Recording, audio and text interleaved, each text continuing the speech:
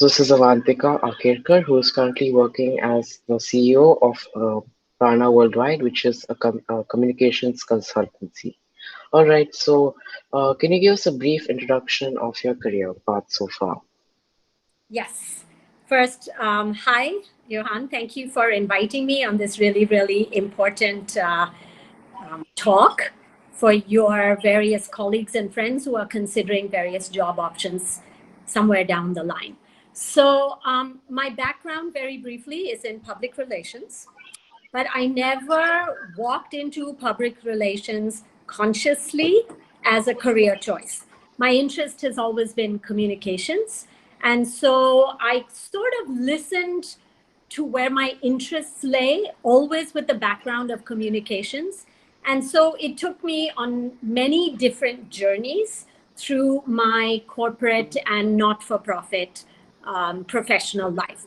So I started my professional life in America, and I did everything from organizing very big Hollywood fundraising events for social causes like AIDS research, saving the rainforest, immigration issues, to real estate and to corporate events.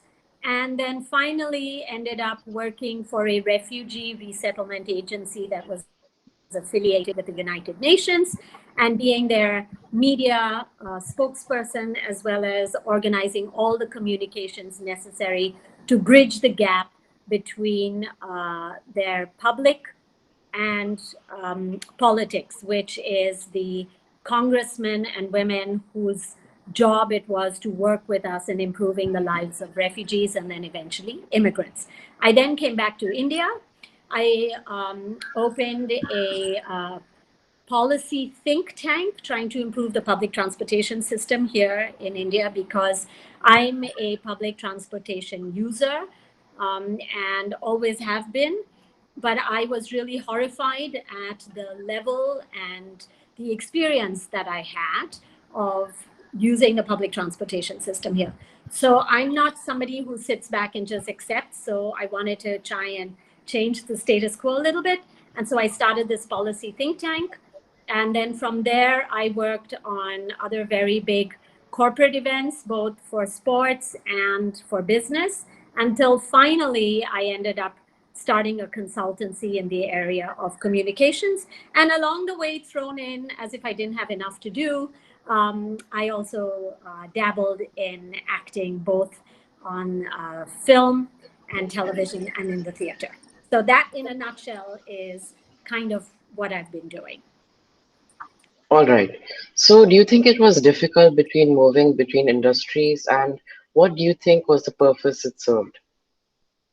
That's a really good question because, I talk to a lot of young people today. So I'm on the board of an international school based in South India. And because of that, we are privileged to know about career choices of young people, especially our students.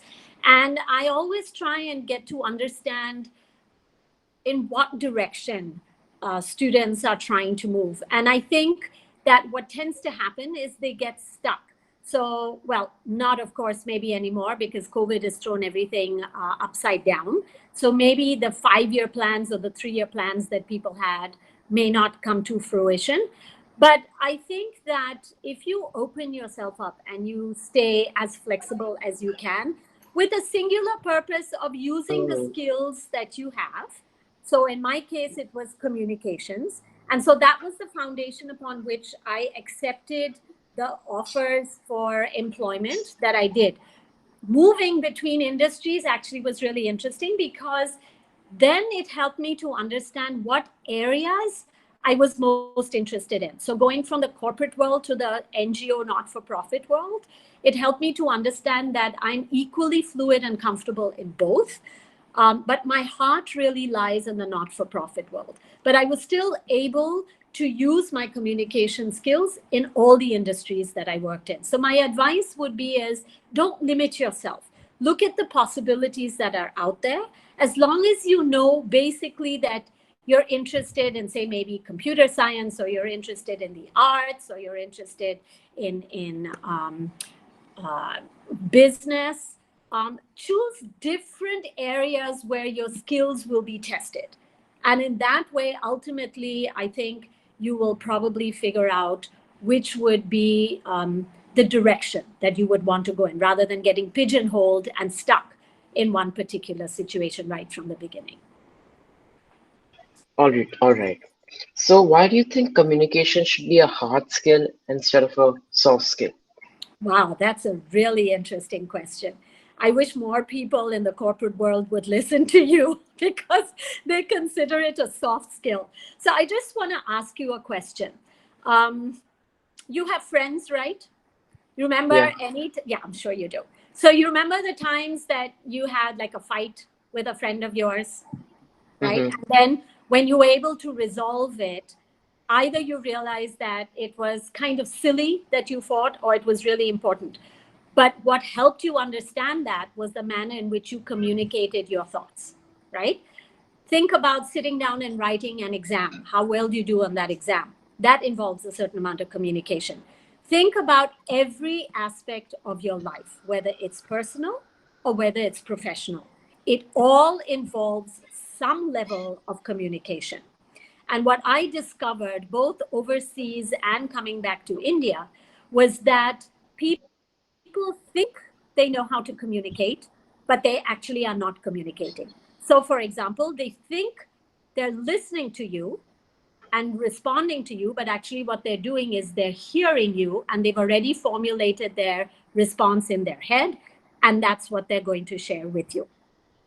So there are very many different areas of communication that I found were deeply disturbing. And so, because of this, I decided to start this consultancy. And along the way, I've had the privilege of working with many different industries, from banking to hospitality, from, excuse me, one second,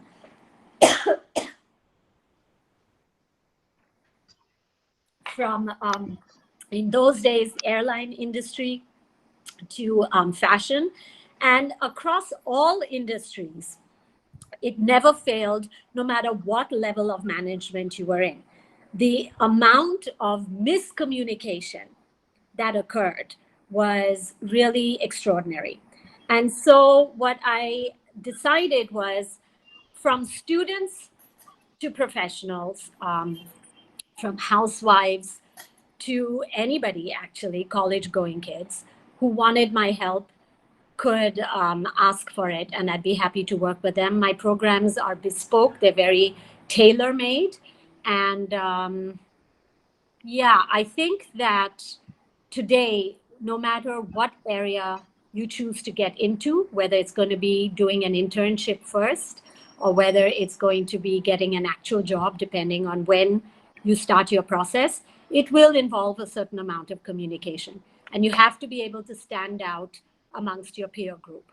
And communication is what will help you to do that. All right. So thank you, Avantika. Thank you so much for your time and My good luck. pleasure. Thank you very much. And I hope it was helpful.